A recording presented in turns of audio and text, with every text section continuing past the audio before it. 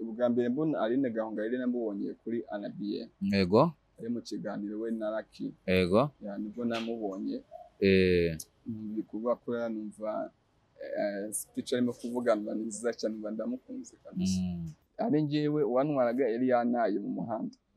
No n'uyu ngo nawe bari bamwirukanye aho yabaga adafite aho kurara ariko nge nafite aho kuba ariko nabuze umuntu warangangeze aho nibwo buryo naje guhura nawe nijoro nko mu masaha Aline Gahongayire ndamuvuga ko twahuye tukaganira uburyo yamfashemo mu by'ukuri mu gitondo sheri bimeze bite bwaciye neza umugore ati sheri ijoro ryiza icyo gihe rero umenya ko ni ukuvuga ngo ni umuntu wamuzabana wiyemeje ko mukundana none mukazabana nese umukunzi bihuriye no kubana ibyo niko nari mbizi nese umuntu agashobora kuba umukunzi wawe ashaka kumufana wanjye umukunzi ni umuntu ugukunda nzakubitsa ibanga ryanjye wowe mwami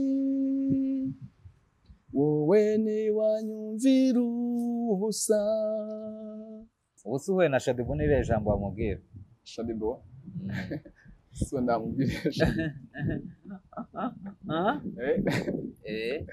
ndamubwira ijambo ko Unyebwerera tubyumva ndamubwira ngo uragakizwa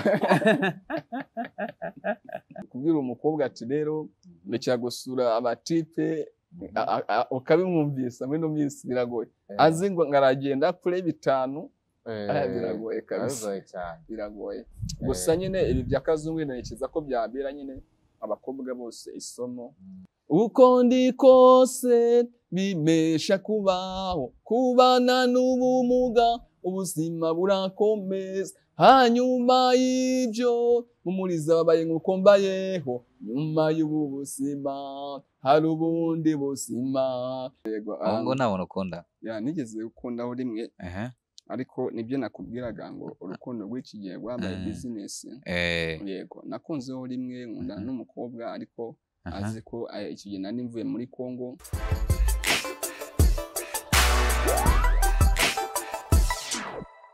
iyo BigTown azope you are good call me Slim Jesus the real hitmaker nkuko isanganya mbaso mbifuriza gukomeza kugubwa neza aho muri mwese imbere ya kamera murimo murabona umusore n'umusore bivuga ko yihebereye uwo bita Aline Gahongayire ngo akaba dusanze kuri office za BigTown akaba aje kuba yatugezaho kimwe mu bihangano bye bishya tukaniganira tukanaganiramo kabisa tukareba ukuntu bimeze mbere na mbere kwanza reka tubanze tumwegere ndakeka ubu ngubu ibintu bimeze fresh cyane umeze ute se umeze fresh wahageze ari kugoye hangoye ariko nyene Imana ishimwe ko mwageze none se umeze ute wameze fresh kabisa nashima ala ni karibu kuri BigTown ameze kabisa urugendo rwabaye rurerure akugo ahantu hose uvuye ahagana kwanza uvuye Gahanga ubu ngubu uraje muri zino nce zose n'uriya mutipe wawe muri kumwe nuko ngo ahantu hose murahajyana ariko uwo nguwo turahajyana mbere ko kwambika kantu kamanze mubaza utubazo tubiri nawe tubanze tumusuhuzeho kabisa uretse kukamwambika ubanza twibwira we bakwita nde nitwa Nakirutimana Daniel Nakirutimana Daniel ukaba uri inshuti cyangwa umuvandimwe na n'uyu Shiny Boy Ananias amwita Shiny Boy Ananias Shiny Boy okay Shiny Boy uretse gukina imiziki turaza kukubwira okay we na Shiny Boy se murabana n'umuvandimwe turabana mu rugo kandi nanjye mutwara nyine n'ushinzwe kumutwara muri make ni nkawe director wiwe cyangwa chauffeur wiwe okay Shiny Boy yes umeze gute fresh kabisa witwa Shiny Boy kuki witwa Shiny Boys Shiny Boy ni izina nkunda ariko bijyanye n'umurimo nkora bijyanye n'umurimo ukora so kugira ngo nagomba kugira izina nyine ry'ubwa artist ariko rifitanye isano na Bibiliya ijambo riri muri Yesaya rivuga ngo byikora bagirana kuko umuco wawe urasiye Shani boy ni izina rivuga umuhungu ubinjyana cyangwa se ushashagirana. Ariko ukunda kuba wishimye cyane. Cyane. Biragaragara kabisa uba wisekera. Guseka byongera iminsi yo kurama. Byongera iminsi yo kurama. Cyane kabisa. Okay. Shani boy rero muri kano kanya nari naguhaye ikaze kuri BigTown, ariko reka nongere mwereze ikaze wisange tuganire noneho unaganiza n'abantu, kuko hano hari abantu baba bari kukureba bashaka kumenya Shani boy ni muntu ki, bashaka kumenya byinshi kuri wowe, sibyo? Mbere na mbere muri introduction akantu igeze kuvuga, ariko reka tunakagarukeho. Bimaze iminsi bivuga ko uri umwe mu basore ngo bihebeye uwo bita Aline Gahongayire. Yego ntabwo nashaka kwigarukaho. Sinzi impamvu yimbajisheho. Nagomba kuyikubaza kuko ntabwo nagotwa kuyikubaza, ahubwo wowe mbwira. Uko mbyumva nk'ucyo nyine nk'uko nawe wabyumvise, nanjye ni kumbyumva. Ni kubyumva. Yego, ariko Aline ni inshuti yanjye. Turavugana. Ni inshuti yanjye cyane. Nukuvuga ngo ni kubyumva naho abantu bize. Nanjye mbyumva nk'uko mu bitangazamakuru bigiye bitandukanye. Yego, ariko ni inshuti yanjye ntacyo bitwaye. Ese nk'umuntu wavuze ko wamwihebeye yabikuyehe nimba noneho tubyumva gutyo? Sinzi impamvu bigarutse ubu ngubu, ariko tugeze gukora ikiganiro wasanga ariho babikuye, simbizi. Yego, ariko ni inshuti yanjye cyane. Ese Aline Gahongayire ntabwo umukunda? Aline ndamukunda. Ndamukunda, ni ukuvuga ngo umwe mu bahanzi hano bakomeye muri iki gihugu, umwe mu bantu bafite ibikorwa byiza, umuririmbyi mwiza, uririmba indirimbo nziza zihumuriza imitima y'Abanyarwanda. Mbese nyine umuntu ngo ntabwo abura kumukunda. Ariko hari n'abantu bamuvuga nabi. Abamuvuga nabi ntabwo njya mbyitaho. Abamuvuga nabi ni ukuvuga ngo ni nk'uko nawe usobe nta hantu uragira muri karitsiye ngo kanaka bimeze nk'ucyo na nk'ucyo, kandi njyewe bavuga neza ushobora gusanga ari bakeya, cyangwa se bavuga nabi nawe ukabona ari bakeya. Ariko njyewe noneho turi kwibaza ku wo wihebeye cyangwa umukunzi, cyangwa se uwo navuga ufata nk'inshuti yawe, ku buryo icyitegerezo. Kuba umukunzi, ijambo umukunzi ni ibintu bisanzwe, kuba umuntu n'umukunzi si ibintu bisanzwe se? Oya, ijambo umukunzi ni ikintu gikomeye cyane. Oya, ijambo umukunzi ntabwo ari ikintu gikomeye. Mbambwiye ko ari ikintu gikomeye. Ijambo umukunzi ni ukuvuga ngo ni umuntu uba muzabana, wiyemeje ko mukundana, none mukazabana. Nese umukunzi bihuriye no kubana? Njye niko nari mbizi. Nese umuntu ntabwo ashobora kuba umukunzi wawe? Ashobora kuba umufana wanjye. Umukunzi ni umuntu ugukunda. Umukunzi ni umuntu ugukunda. Kambyemere. Kambyemere kabisa. Ese iyo wumvishe urukundo wumva urukundo ari nk'iki? Urukundo ni ikintu gikomeye cyane. Urukundo ni ikintu gikomeye cyane. Ndetse ngira ngo ugiye no kubisobanura byagufata umwanya munini cyane. Ni ukuvuga ngo ijambo urukundo si ikintu cy'ejo cyangwa kivutse uyu munsi cyangwa gitangiye ejo. Ni ukuvuga ngo ijambo urukundo ni ikintu cyabayeho mbere na mbere, mbere y'uko ibintu byose bibaho. Ijambo urukundo ubundi ryatangiriye mu ijuru. Ubundi ku bantu bemera Imana, ijambo urukundo Bibiliya ivuga ko Imana ari urukundo. Ni ukuvuga ngo urukundo rwatangiye kera none kugeza na n'uyu munsi. Rero ijambo urukundo ni ijambo rikomeye cyane. Kuba ufite uwo ukunda ntagukunda, ndetse ko muri ino minsi byahindutse, nyine byabaye bizinesi. Ino minsi byarahindutse. Ijambo urukundo kabisa ubu rwabaye bizinesi, bamwe bararucuruza, abandi barimo kurwangiriza mu buryo bitewe n'inyungu. Urukundo ngo ntirukibaho? Simbyemera neza 100%. Wese ubona rubaho? Wowe ubona rubaho? Urukundo? Kuri bamwe ruriho, ku bandi nta ruriho. Okay. Buriya se wenda nko kugira ngo umuntu yicare avuga ati afite umukunzi wa nyawe, wowe wumva ko yakagombye gushingira kuki? Umuntu ufite umukunzi wa nyawe, wenda hari ibintu biranga umuntu ugukunda bya nyabyo. Niba ufite umukobwa ukunda, ndavuga ku muhungu, kimwe kigasha na message call nk'ebyiri ubonye na SMS urabona gusa nimwe tumwira ngo umuntu ufite ugukunda umuntu ugukunda umubonera mu bikorwa urumva ari umuntu ugukunda adafite ubushobozi bwo kubona izo gift ariko byibuze akagerageza uburyo ki akwegera cyane aguha umwanya wa time yiwe uburyo nyine uyu muntu koko nyine bigaragaraga gukunda ashobora kutagwa gift ashobora kutagura iPhone ashobora kutaguhereza ibindi birenze ariko yatayima guha wa mwanya guhereza muvugana kuri phone SMS bese mu gitondo sheri bimeze bite bwaciye neza umugoro ati sheri ijoro ryiza icyo gihe rero umenya ko ari muri gahunda hako nta muntu udakunda nawe wigeze gukundaho rimwe ubu ngo ntabwo ukunda se umutipe ko asetse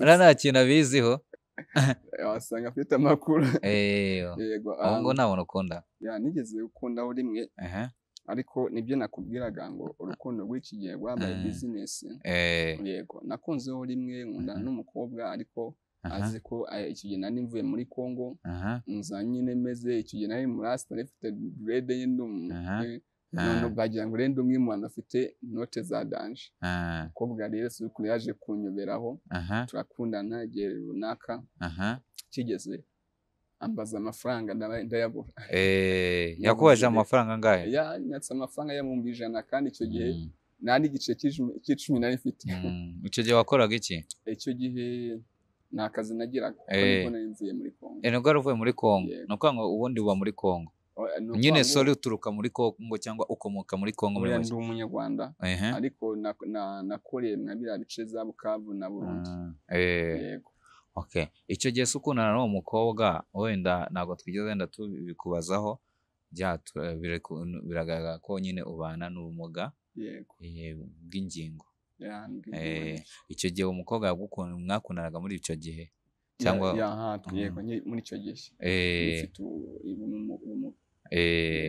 okay turaza kugaruka ku nkuru yawe uraza kutuganiriza nta kibazo ariko mbere yuko tubigarukaho reka mbanze mwibaze ni ese kuri wowe ubuzima ni iki kuri Shine Boy ubuzima ni iki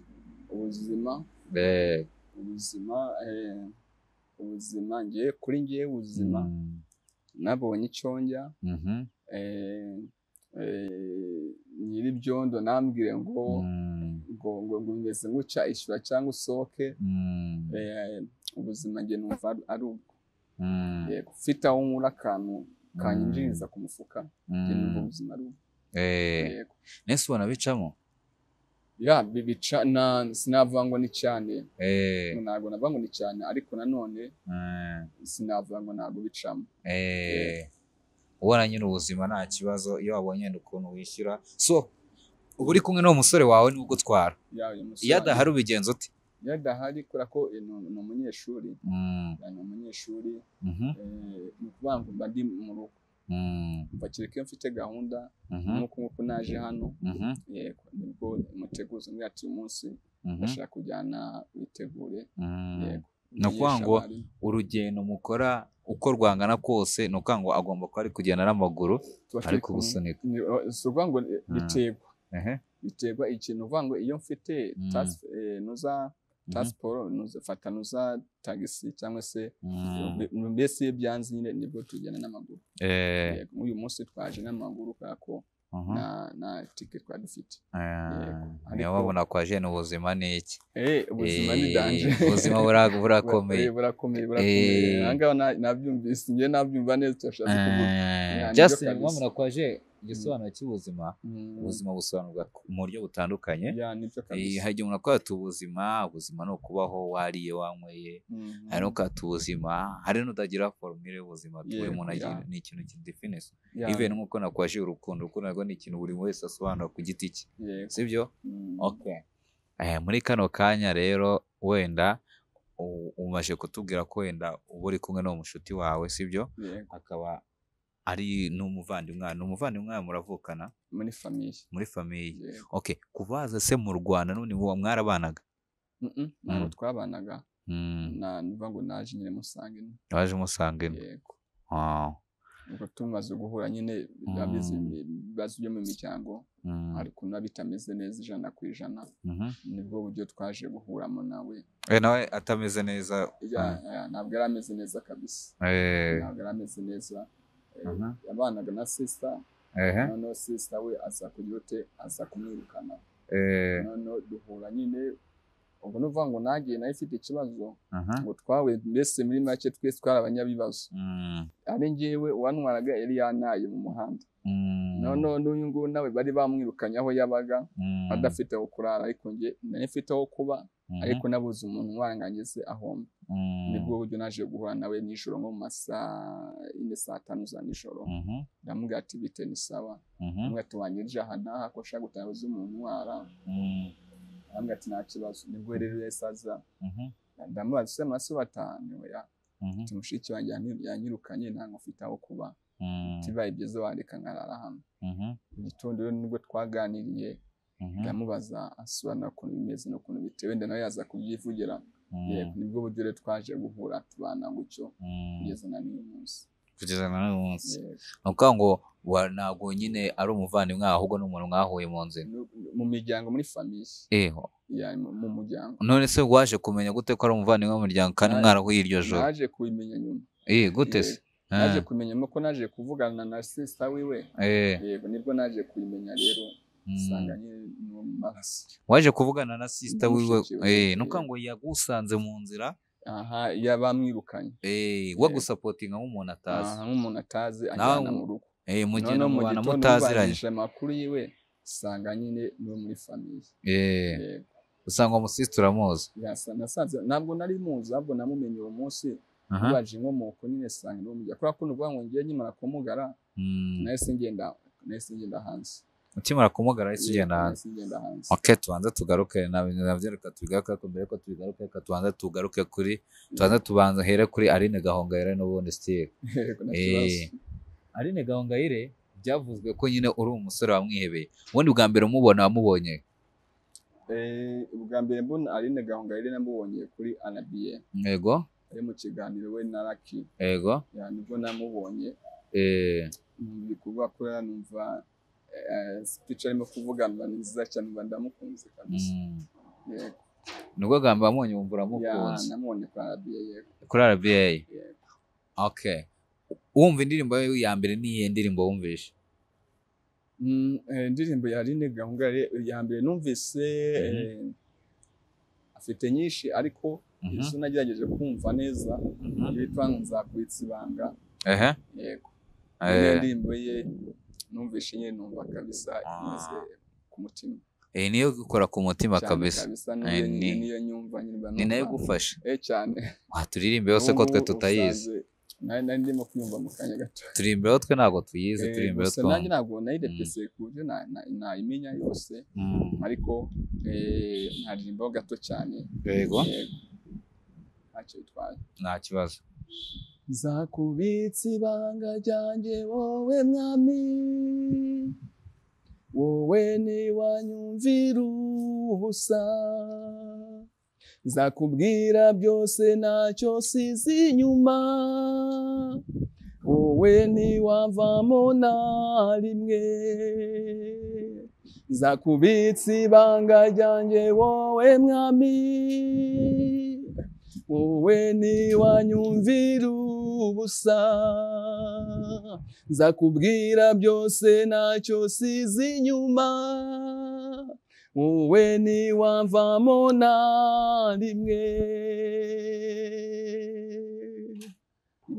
Nako ngako uziho? Nako ntabwo nayirepese neza. Nta nubwo nahise kwimumbaze kuri ino nkuru. Niyo mpamvu nyine uranungwe. Okay. So reka noneho tukomeze none twiganirire twinjire ku buzima bwawe noneho nubwo tubuganireho, ariko mbere ko tubijyamo ngo nawe ubu nguri gukora imiziki. Cyane kabisa. Nanjye ndimo gukora imiziki, ari indirimbo yitwa yawe by Shine Boy. Nayo irahari kabisa. Yawe by Shine Boy. Yego. Ari Africa official. Yego. Nayo irahari kabisa.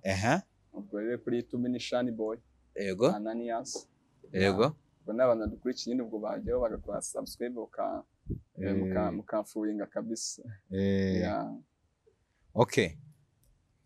Wowe se nyuma yo gukora iyo muziki cyangwa se mbere yo gukora iyo muziki ni Gahongayire wakwensipiye gukora umuziki cyangwa wenda mbere yuko umubona kuri RTV arusanga gukora umuziki n'ubundi? Nuvuga ngo nari nsanzwe nkukora, nari nsanzwe nkukora ariko mbese imeze nk'umuntu ubigendamo gakeya na bitandimo. Ariko twahuriye tukaganira, yambwiye amagambo meza kabisa, numva ko umuntu wo kumeza umuziki cyane. Amagambo yambwiye tugomba gukorera igihugu, nawe ugakora ukiteza imbere kandi bizagenda neza. So byatumye rero nigira imbaraga zo gukora umuziki cyane. Okay, nuko ngo numwe mu bantu batumye ukora umuziki cyane. Yego, no mu bantu batumye muri umuziki kabisa. Okay, hanyuma se imvune z'umuziki uri kuzibona ute? Imvune z'umuziki byo ni danje. Ngano wa muhanzi arimbye ngo imvune z'abahanzi. Uri kubona ari aho bizagera? Sinavuga ngo yego, sinahakana, ariko nanone cyambere no kugira icyizere cy'ibyo ukora. Bizakunda. Okay. Kataza kuducaho ngiye banza ubwira abantu tutaza no kubyibagirwa cyangwa tukabyirengagiza. Banza ubwira abantu bashaka kugusapotinga, aho bagusanga, uburyo bagusapotingamo, tutabyibagirwa rwose kandi ari iby'ingenzi. Abantu basapotinga wajya kuri YouTube channel yanjye uko nivuze Shani Boy Ananias, ugakora subscribe, ugakora like, share, please wabungiye neza cyane kabisa. Cyangwa se kuri nimero yanjye ya telefone 078 792 71 79. Nayo ngo nimero mwesha ku WhatsApp kabisa. Nani makoresha kuri WhatsApp? Yego. Nuko ngo umuntu ugushaka yakubona kuri iyo nimero. Yambona kuri iyo nimero kabisa. Okay. No kuri TikTok ni Shani Boy 250. Instagram Shani Boy 206. Social media z'ubu ngubu uri kuzibona gute? Uryano ari kuzikoreshamo abantu zabirirwa bazunguza. Nabyumvishe ko ukoresha TikTok, nyine bise mbyumva ko uri umuntu ukoresha social media cyane. Cyane kabisa. Bari abakobwa birirwa bazunguza amabuno ubabona ute? Abakobwa birirwa bazunguza amabuno gusa rimwe rimwe usanga nyine twataye umuco. Yego, usanga twataye umuco, ariko nanone bitewe n'ubuzima abantu babayemo buri gutuma abantu bakora ibintu batakabaye bakora bitewe n'iki n'ubuzima babayemo. So mu Rwanda ni igihugu cyacu, igihugu gitoya kandi gifite abaturage benshi, kandi abantu benshi biragoye kuzabona ibibahagije. Niyo mpamvu rero usanga rimwe bata umuco bagakora ibintu bitemewe kugira ngo baronke za feza cyangwa se amafaranga. Okay. Hari umukobwa bitwa Shadibu, ejo ndanditse ngo nawe wamamaje imbuga nkoranyambaga zose mu Rwanda. Ntabwo mbyizera. Shadibu uramuzi? Ndamuzi, nyamubona, ariko ntabwo mbyemera cyane. Ntabwo ni kubera ko siwe ntabwo ari we superstar wabayeho mu Rwanda. Hari abandi ba superstar babayeho mu Rwanda mbere. Yego. Rero kuvuga ngo nwazamuye imbuga nkoranyambaga zo mu Rwanda, guys, ntabwo ari byo. Wenda afite impamvu yatumye abivuga, ariko nanone ntabwo yabyemeza neza 100%. Yego. Okay. Ariko wenda mbere y'ibyo ngibyo wenda umaje kumbwira kuri Shadibu. Yego. Ariko se kuki wakunze Gahongayire? Shadibu ni umukunda, wowe ubona atari umukobwa mwiza? Shadibu ni umukobwa mwiza pe. Ni umukobwa mwiza cyane. Afite face buri wese yayikunda, nta muntu utayikunda. Ariko icyambere nibyo navuze, hari umuntu uba mwiza ku isura akaba na mwiza ku mutima.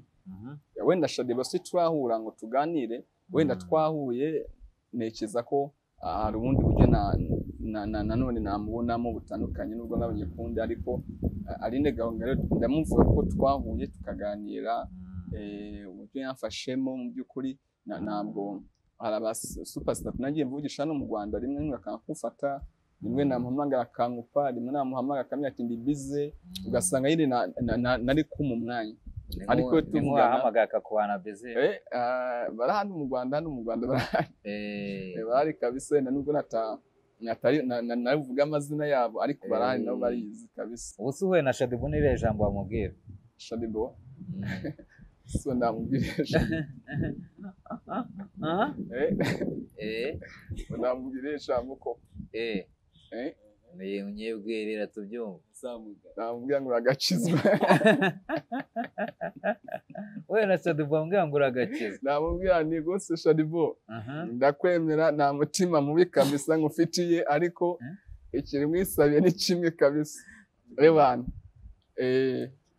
emera mwambika ibiganza musengere wakire kuri Yesu n'umwami n'umukiza niko namubwira kabisa cyane kabisa ya uri kunkorera umusitari uvuga ati wenda tureke kwibana muri gospel. Yego tugiye muri Sekira bose hamwe ahantu hose. Okay, hano mu Rwanda harimo abantu bari gukora ibintu byiza cyane. Ubundi niyo Bosco niwo muntu wazaga ku mwanya wa mbere ariko muri no minsi ndimo kumubona sinzi uko byagenze ntago ndimo kumubona neza ariko ni umwe mu bantu nyine tunabo bankuraga ku mutima. Yego ariko hari n'abandi kabisa bari gukora kandi bakora ibintu byiza cyane ndetse urabona ko n'umuziki wo mu Rwanda urimo gutera imbere cyane mu rwego hejuru no kuzamuka kabisa. Umuntu urimo kunkuraho rero muri no minsi ni benshi nemera hano mu Rwanda ni benshi kabisa. Arabizi ko Melody we aza ku mwanya wa mbere. Melody kabisa Melody umukunda iki? Melody akora umuziki nubwo benshi bavuga akora ibishego ariko kabisa ni umuntu ukora umuziki uhoraho nta gusubira inyuma ahubwo arusha kujya imbere arusha kuzamuka. Bavuga ko ari kuwica bavuga ko ari kuwica nicyo kibazo. Kuwica ni bya navuze mu kanya bitewe n'ubuzima mu Rwanda sibyo. Abantu bamwe bari gukora ibintu bitewe n'inyungu kugira ngo baronke za kashi. Ese uruhuye na Melody wowe wamubwira iki? Melody asibo namubwira iki koko gusa ntabwo nawe icyo mubwira ntabwo nawe icyo mubwira kabisa ahubwo bikunze tukanahura yaba ari wane kabisa. Ese mwakorana korabo? Asibo yakitwa ngukira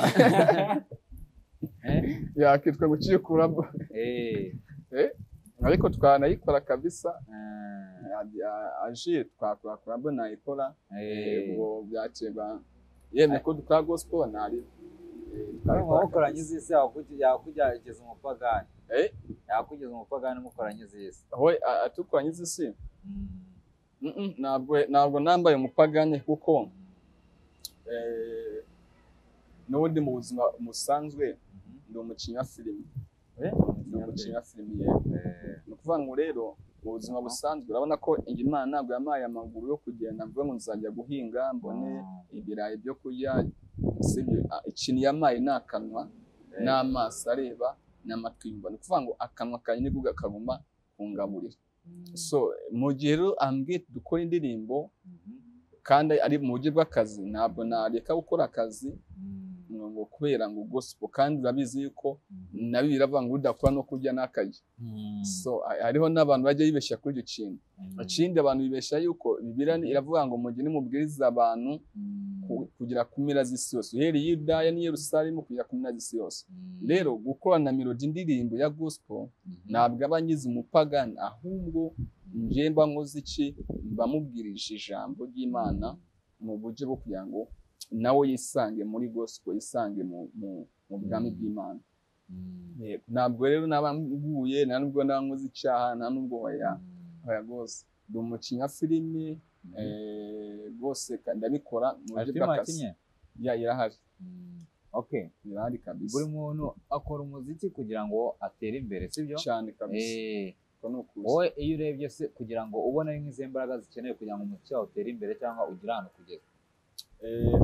Ni ukuvuga ngo ngenda cyabura hari ibintu nibura kugira ngo umuziki wanjye uhinduke ube watera imbere.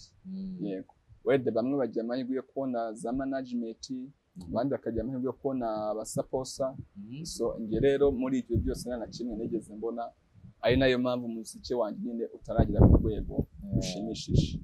Yego, ni ukuvuga ngo rero ngewe icyo mbura n'ubundi ndamutse mbonye management kabisa, umuziki wanjye watera imbere cyane. Umuziki wawe watera cyane kabisa. Okay, so nk'ubu ngubu se wenda reka mubaze, muri kano kanya wenda ni mwe muhanzi wo wifuza ko mwakorana collabo kugira ngo wenda abe yagira itafari ashyira ku muziki wawe n'abantu bawukunda?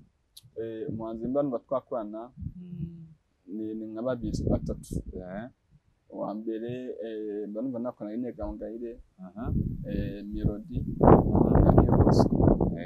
Yego, Melody se mugakoraniye kandi? Melody ni ukuvuga ngo Melody nibyo ndabimaze kuvuga, iyo twakorana ni uko wenda niko simbizi cyeka twahuye nye tukaganira baza Melody imeze bite, ko nifuza ngo dukana collabo, urumva uri tayari. Ikibazo rero gihari muri kano kanya numvishe umaje kuvuga kuri Melody, uvuze Melody, uvuga niyo Bosco, uvuga na Aline Gahongayire ko abantu wifuza ko mwakana collabo. Yego, ariko sinzi impamvu wenda utavuze nka Israel Mbonyi cyangwa abandi bantu bakora ibintu bya gospel. Nuko akunda nuko akunda ari oya, none se kuki atavuze ba Israel Mbonyi akavuga ba Melody? niyo mpamvu niwe yahereye uwanze. ni ukuvuga ngo ubwo nafashe muri gospel njya no muri sekira. Yego, nawe waje umuntu mwakorana collabo umuziki wagatera imbere. Yego, Aline, urumva mukoranye na Mbonyi atayibwo byagupushinga cyane? Na Mbonyi nawe ubwo bikunze, uretse ko ntago ndavugana nawe.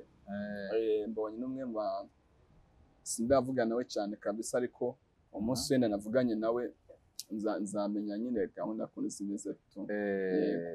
Ariko bibaye byiza nyine nta muntu wanga ibyiza. Urumva Aline niwe yashyize imbere. Ariko uri umuntu ukoresha social media cyane. Yego, sibyo? Cyane kabisa. Kandi umaze iminsi ubona ibintu biri kwirirwa kuri social media. Rimwe na rimwe. Niyo nkuru yagutangaje muri iyi minsi? Yabaye ukabonera gutangaje? Inkuru yantangaje muri ino minsi ni ya Kazungu. Yagutangaje?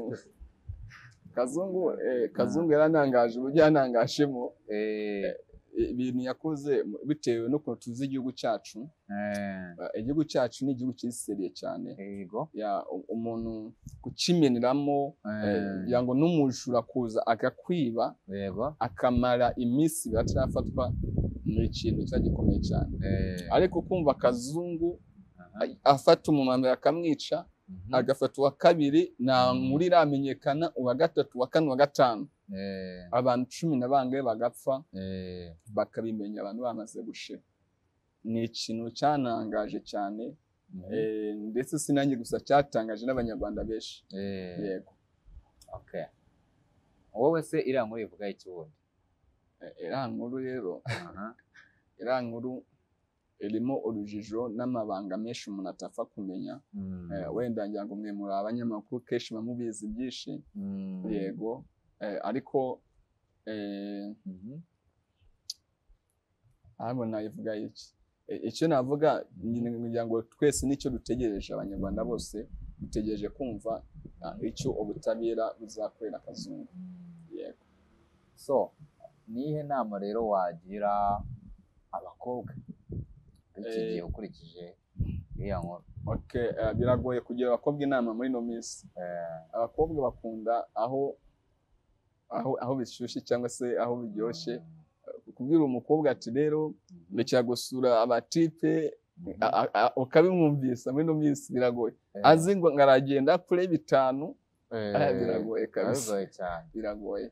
Gusa nyine ibi bya Kazungu ntekereza ko byabera nyine abakobwa bose isomo burya nta kintu kibaho kidafite impamvu akenshi bijya ngo bitwigishe kandi ntitubibona tugira isomo dukuramo. Yego inama yo nagira abakobwa bose bareke gukurikira ibintu cyangwa se gukunda imitungo cyane. Yego abakobwa muri minsi bakunda imitungo cyane kurenza gukunda umuntu. Mbese bataye uwo muntu bakurikira ubutunzi.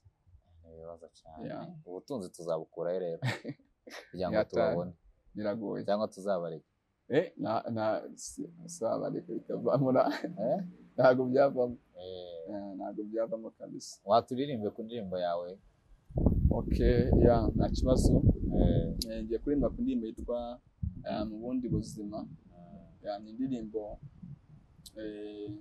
nkunda cyane twumuriza ku bantu bafite ubumuga, b'abantu imiryango iba yarataye. Mbese ni imwe mu ndirimbo nkunda cyane. Uko ndi kose bimesha kubaho, kubana n'ubumuga ubuzima burakomeza. Hanyuma y'ibyo mumuriza babaye nk'uko mbayeho. Nyuma y'ubu buzima hari ubundi buzima. Nyuma y'ubu buzima hari ubundi buzima. Abantu badufata nk'abatagira umumaro kandi dufite ubushobozi nk'ubw'abandi bose. Dushimire waduhaye agaciro, dushimire waduhaye ubushobozi. Urakoze cyane. Reka ngushimire, nshimire n'abakunzi ba BigTown TV bafashe umwanya bagakurikirana kino kiganiro cyacu. Reka mubwire ko noneho ubutaha tuzakora ikiganiro noneho uri kubaganiza ku mateka yawe, ku buzima bwawe. Mbese ni nk'ikiganiro cy'ubuhamya. Nashatse ko tuzabikora tukabihereza umwanya wabyo. Ubuhamya burebure se? Cyane ubuhamya ni burebure cyane rwose. Byasa nk'igihe kingana iki kugira ngo tubabwire cyangwa abantu babwumve? Kugira ngo byasa umwanya munini cyane. Byasa umwanya munini kabisa. Reka ngushimire. Ariko nanone usoza ubwire wibutsa abantu imbuga nkoranyambaga zawe ukoresha, nimero za telefone ntuzibagirwe, n'ubufasha wifuza. Kwanza ni nacyo kibazo nkunda kubaza abantu cyanyuma. Nk'umuntu ni nk'icyo kintu wasaba abakunzi ba BigTown TV bagukurikira muri aka kanya? Mwakoze cyane. Icyambere ndabanza kubashimira ko mwatwakiriye. Shimira na BigTown wamuje nawe. Imana imuhe umugisha cyane. Ikintu nasaba rero wenda abari kunkurikirana, ndabizi muri no minsi biragoye, ntabwo byoroshye, ariko please ubonye uburyo bwo kugera kuri YouTube channel yanjye, ntiwibagirwe gukora subscribe, ntiwibagirwe gukora share, ntiwibagirwe gukora like na comment. Icya kabiri nimero yanjye ni 078 792 71 79. Niyo nkoresha kuri WhatsApp, wamvugisha nta kibazo. Yego kushakura filime nakinye, wandika 2 court ukajya ku Mvura TV, uhita ubona filime zose nakinye ko zingana. Imana ibaha umugisha. Yego urakoze cyane. Nimero za telefone nazivuze? Nazivuze. Ongera uzisubiremo rwose. 078 792 71 79. Ndumva nizo. Urakoze cyane.